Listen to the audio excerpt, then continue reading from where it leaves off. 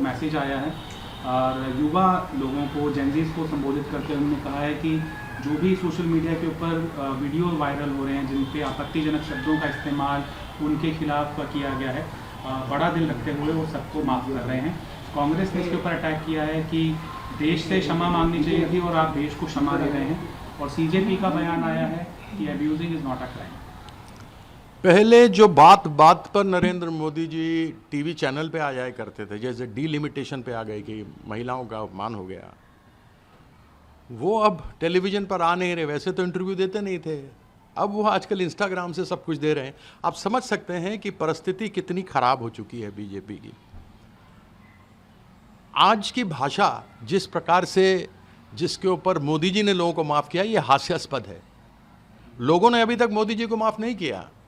चुनाव के समय पूरे देश भर ने सुना था जब उन्होंने महिलाओं का अपमान किया था बोलकर कि मुजरा करते हैं, करवाएंगे। यानी बेटियों, माँ मुजरा कौन करती हैं? या तो वैश्याएं करती हैं, या लौंडा डांस होता है, या वो लोग करते हैं जो बीच जेंडर के होते हैं। उन्होंने तो सबका अपमान किया था। उन्होंने तो मंगलसूत्र का अपमान किया था। मुजरा जैसी शब्द बोली, हर एक महिला को बदनाम कर दिया उन्होंने। उनकी एक एमपी हैं, एक्ट्रेस हैं, वो गटर बोलती हैं जेनजी को, महिलाओं के बारे में बोलती हैं कि विवाह लायक नहीं है। खुद तो देख लो अपने वीडियो, आपने क्या क्या किए हैं और क्या क्या बोला है। बड़ा ही शर्म है, दर्दनाक बात है कि जहां मोदी जी को माफ़ी मांगने के लिए हम कह रहे हैं कि आप माफ़ी मांगिए बच्चों से, वह लोगों को माफ़ कर रहे हैं। इससे बड़ी त्रासदी क्या हो सकती है? मुजरे पे भी जवाब दोगे मोदी जी या नहीं दोगे? या मुझ पे आरोप लगा दोगे कि मुजरे का शब्द इस्तेमाल किया है? अभी पप्पू यादव ने संसद में दिखाया कि किस प्रकार से राम मंदिर में चंदा चोरी हुई है।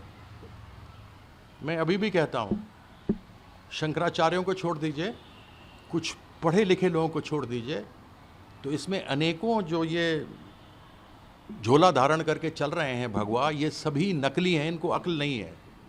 मैंने बहुतों की भाषा सुनी है। मैं इनको बुलाता हूं, आप सभी आइए, या संगोष्ठी करते हैं, हमारा धर्म क्या है उसके विषय पर बात कर लेते हैं। जो चरितार्थ कर रहा था कि क्या बीजेपी, आरएसएस और वीएचपी कर रही है राम मंदिर में, जो चोरी डकैती हो रही है, वो चोरी डकैती वहां पंडित कर रहे हैं भगवा वस्त्र को पहनकर। काफी भगवा तो आपके जो नकली हैं, जिनके ऊपर केस पड़े हुए हैं, वह यहां पार्लियामेंट में आकर बैठे हुए हैं। उनसे भी तो एक बार बात कर लीजिए। इसके ऊपर क्या अपमान? कोई अपमान नहीं, सच्चाई दिखाई है बीजेपी, आरएसएस और वीएचपी की। पप्पू यादव को ट्रोल करके क्या फायदा है? चोरी हुई, डकैती हुई, भगवान राम को आप इतना सा दिखाते हैं, खुद इतना बड़ा बन जाते हैं मोदी जी। आप हनुमान को पतंग बनाकर नचाते हैं। आपकी बीजेपी हनुमान को नचाती है सामने गदा लेकर। गणवेश में आप, आरएसएस के ड्रेस में आप गणेश जी को दिखाते हैं। आप करते हैं अपमान सनातन का। हमने तो दिखाया कि सनातन के चोले में डकैत कैसे राम मंदिर के अंदर चोरी कर रहे थे। शुभेंदु अधिकारी ने कहा 15,000 करोड़ का गड़बड़ी हुई। उनके एक एमपी हैं, उनके एमएलए हैं, मेरे ही क्षेत्र में हैं।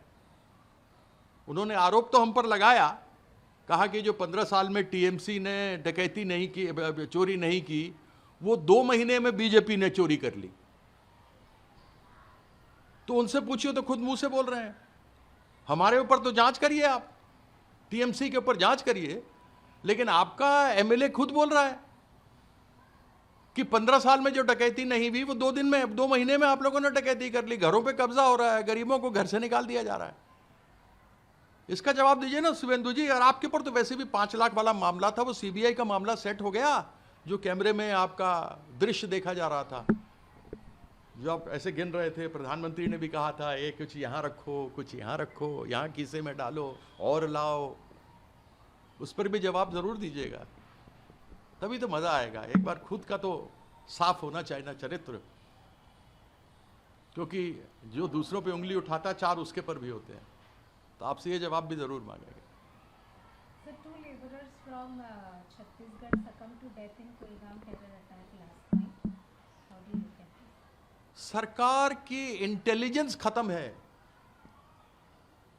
जितने टेरर अटैक इन 12 सालों में नरेंद्र मोदी के सरकार में हुए हैं, उतने देश भर में शुरू से लेके इनकी सरकार आने तक नहीं हुए, उतनी हत्याएं नहीं हुई।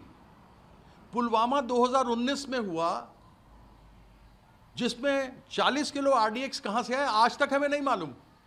वो डीएसपी जो पकड़ा गया था वो कहां गया पता नहीं, आज तक उसकी जांच हमें मालूम नहीं है। ये सरकार है भाई। सारण में पिछले वर्ष 27 लोगों को आतंकवादी घूमते हुए टहलते हुए आए, उन्होंने गोली मारी और टहलते हुए चले गए। कौन मिला हुआ है इन लोगों के साथ? गवर्नर रूल था जब ये सब हुआ है। कल फिर टेरर अटैक हुआ है, छत्तीसगढ़ के 2 लेबर मारे गए।